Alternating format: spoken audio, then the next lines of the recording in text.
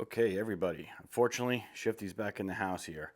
So, last time she was in the garage, we did the clutch, which a lot of you guys seem to like that video, and we actually really like the clutch.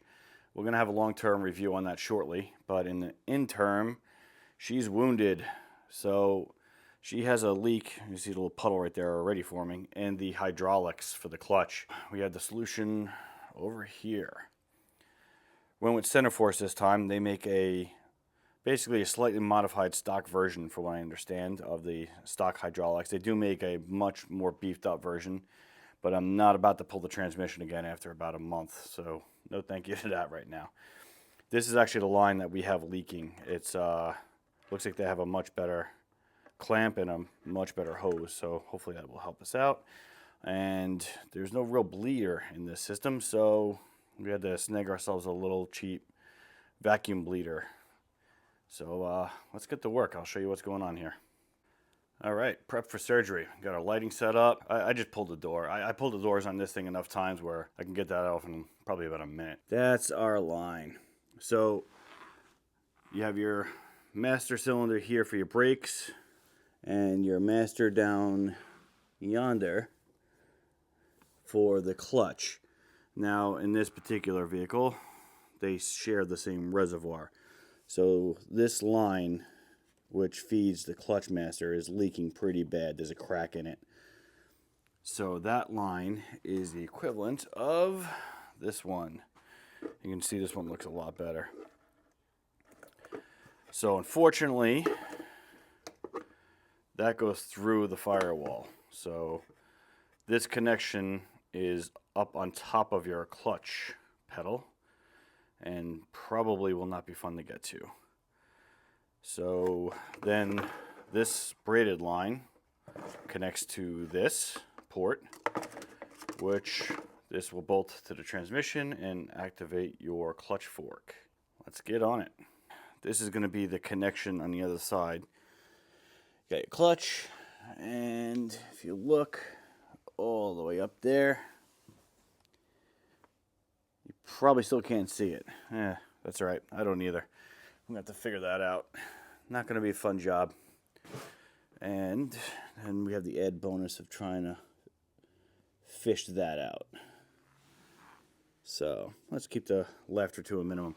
You would think that, I don't know, let's see, clutch technology goes back, 100 and something years.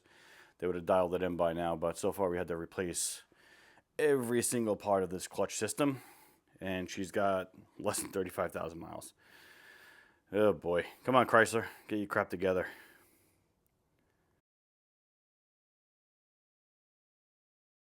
All right. We got the clutch master disconnected from the clutch pedal, which seems so menial, but it just took forever. So this is the way it sits in the car. And this has to pop off of a pivot point on top of the clutch pedal, which, as you've seen, is way up there. So I tackled it first with the pry bar, then went to these trim panel removals to try and get it around the socket and pop it. But there's a spring in the clutch pedal that's right there, and you get like no leverage. So I don't know if you can see it now, but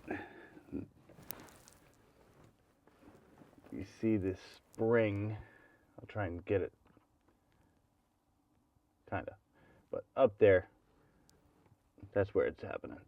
So it's popped off now, and the joy is we get to do it again when we put it on. Hopefully it happens easier. And let's get back under the hood, start disconnecting all the stuff we can't see over here. So next step, battle continues. We removed the hose that was leaking a little bit. I think I found a worse leak, but we're about to dig in further. So that hose connected there. There was this plug that was virtually impossible to get to. I actually removed the hard line, which is here, and you turn the master a quarter, about an eighth of a turn right there. So it's a little clocked, and then it releases. So then I would spin it in position, and then that's how I got that plug off. And then we gotta remove it. Doing this for the first time actually on the camera, so bear with me. Okay, she's out. So that's what I was fighting up underneath, and that's the rest of it. That makes me sad. Okay. Now we have to take that plug assembly off and put it onto the new one. Let's get on that. So this is the plug assembly removed. It slips in right there. To get it off, you'd simply just pry it. It popped right off for me. And there we go. Ready to go in. Good to take a little break and do some cleanup. This is getting quite messy. I'm getting brake fluid everywhere. I don't want to start chewing into stuff. So hit the pause button. I'm going to start removing that hard line because that's going to be replaced with this braided line. And then go up underneath. All right, underneath. I know it's a lot of jumping around, guys, but you gotta bear with me. I'm by myself, covered in brake fluid. I'm trying not to get too much on my phone, and can't really set up tripods and stuff to be moving around, trying to get this job done and share it at the same time. So, gotta bear with me. So, all right, here we are. I'm trying to get a shot of it. That's it right there. So that goes into the transmission, held in by those two bolts, and that metal hose that goes in there. And that, when you press the hydraulics up top, puts hydraulic pressure on that, puts a little arm, and presses the clutch fork in. So, time to remove this and battle that hose. Bonus is we're getting rid of that rubber extension hose right there. Let's see if I can get in there for you guys. Sorry, it's tight. Everything about this job's been tight. So, there we go. So, the metal hose here transitions to rubber and then transitions back to metal up there. You can't really see it, but you gotta trust me on that. So, gotta remove that hose now, and then we can take out that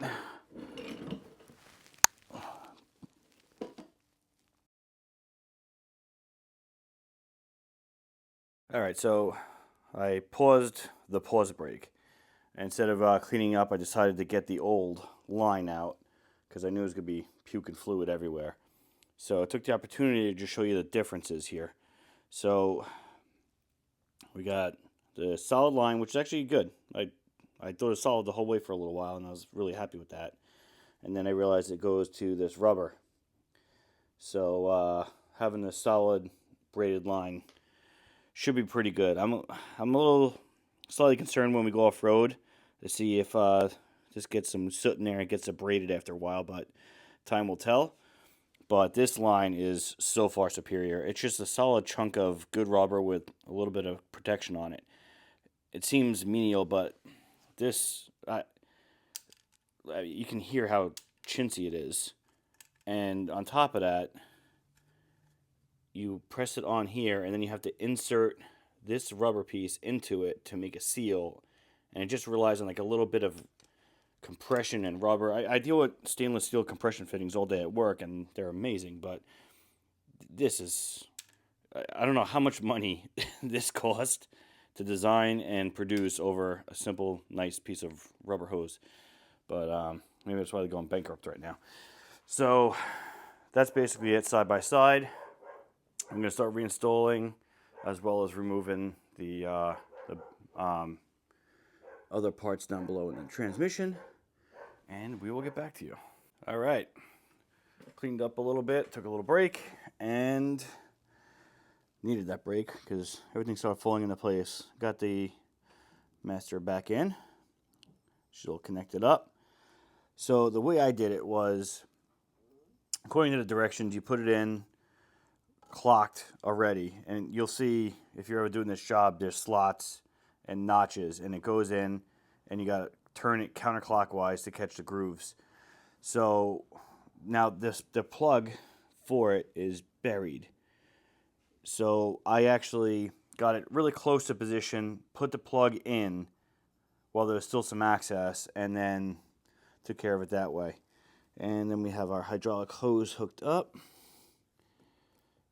coming out there, and that's starting to be routed up underneath by the exhaust using the factory clips. So that's under the hood, and then under here I reconnected that snap clip to the pedal, which, as you can imagine, was not fun.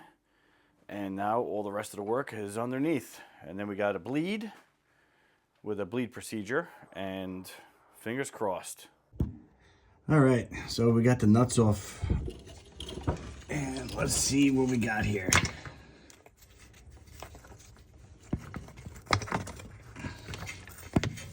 All right, she's out. So I don't know, let's see if we can get some light up in there.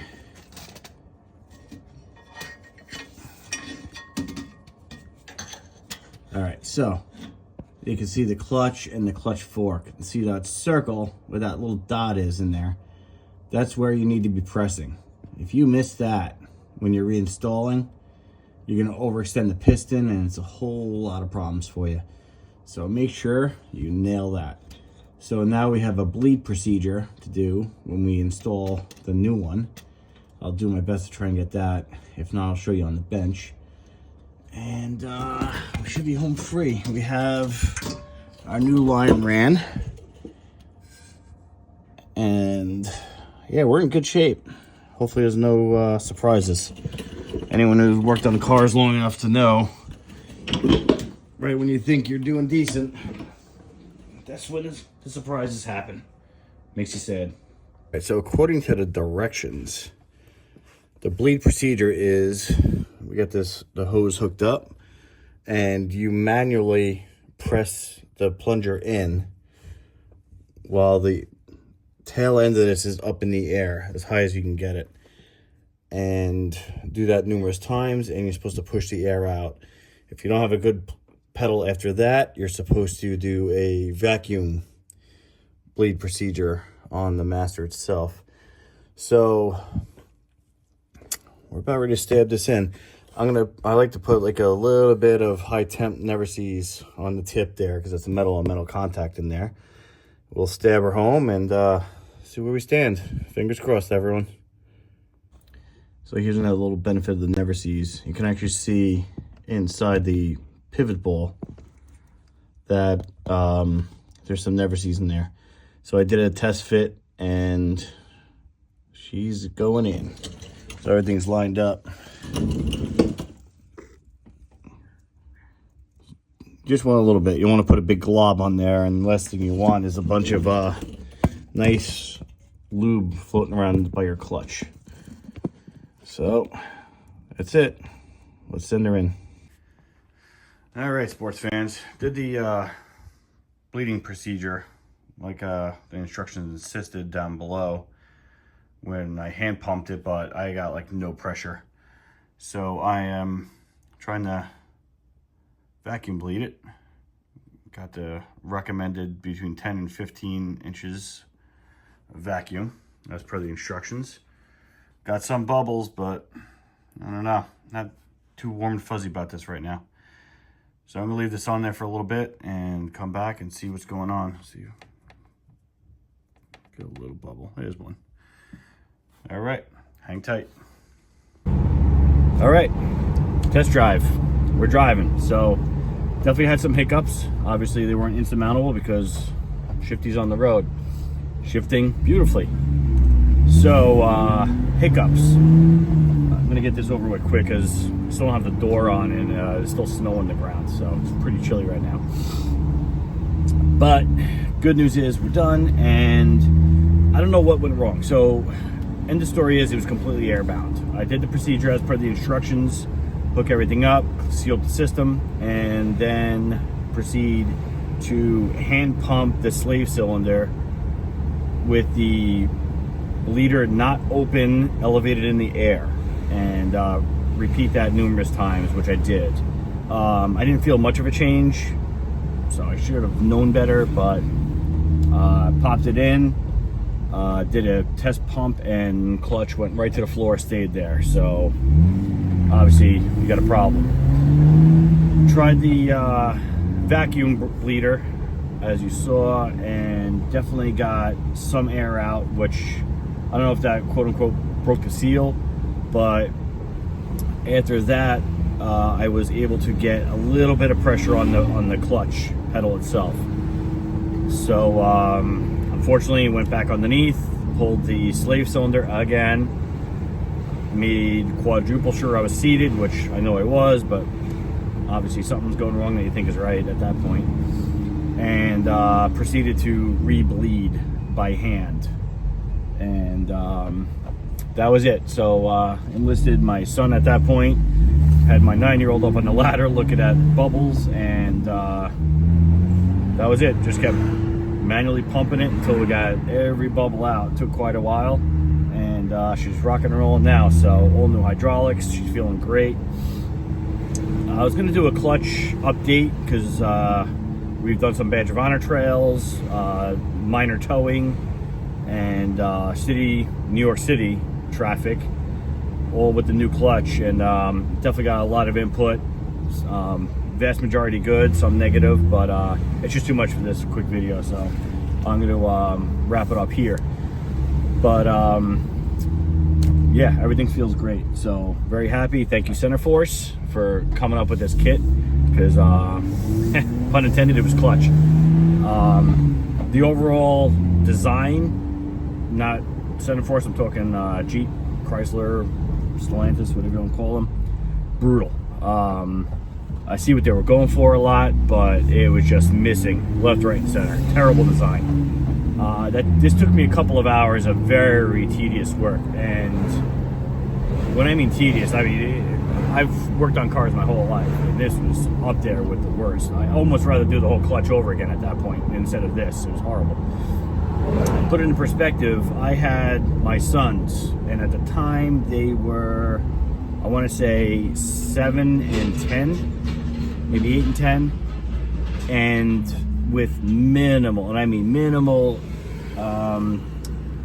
direction from myself, I put a YouTube video on how to change out the clutch and slave cylinder on a 1996 Mazda Miata on a TV in my garage, and they both had it done within an hour. And I'm talking teaching them the difference between on and off on the ratchet, and then here we are with the Jeep. You think the Jeep would be easy to work on, but no. So, but it's done. Not a pleasant job. It's a simple job. It's just very tedious. You know, in fact, I'm going to go back to the garage right now, and I'm going to show you the overall system on the floor again, and show you how simple it really is. It should theoretically be a half-hour job, but no, maybe it's me, but I just can't get my fat hands in most of these spots that they have to go to. I mean, I'm sure you've seen in the video, I can't even get my phone into these areas, never mind my head or hands or tools. But it's done again, and yeah, I hope this helped out, because I haven't seen anything like this on YouTube at all. Everything is JK, JT, TJ, and YJ. So hopefully this helps the JL and JT crowd out. And yeah, catch you guys on the trail. Thanks. Okay, really quick, because I think I've been long-winded enough after that test drive. This is it. This is how simple this system is. So this goes through the firewall, connected to your clutch pedal. There's a plug here, hose here that goes to the master. This hose runs along the firewall, goes down. This bolts into the transmission, that presses the clutch. It's really that simple. You pull these little tabs, the hose comes right out. 2 bolts, really easy to get to. Like, they're not easy to get to, but relatively. 2 clips along the firewall. And this has no hardware at all. You literally just twist it off the firewall. It comes out after you unhitch this with a screwdriver. It theoretically can't get any simpler. Practice, you can't reach this, horrendous. This, to snap it off, was brutal. You think you're gonna break it off the firewall. To put it back on was even worse, because at that point the gasket's new and expanded. The 2 clips for this, you can barely reach. Never mind trying to put the new one back in. And that's not terrible. Although you do, I have what's called a wobble extension. Let's see if we can dig it up real quick. Where is my wobble? Okay, here it is. So it basically allows the ratchet, on focus.